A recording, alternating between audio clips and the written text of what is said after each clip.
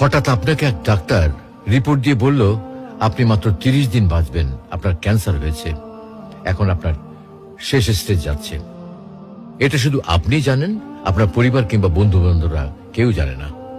এখন এই রিপোর্ট পাওয়ার পরে আপনি বাসায় গেলেন।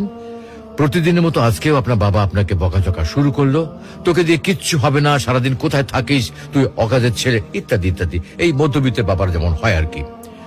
তখন কি প্রতিদিনের মতো আজও আপনি তর্ক করা শুরু করবেন, নাকি প্রাণ ভরে বাবার বকাগুলো শেষবারের মতো আরেকবার শুনে নেবেন?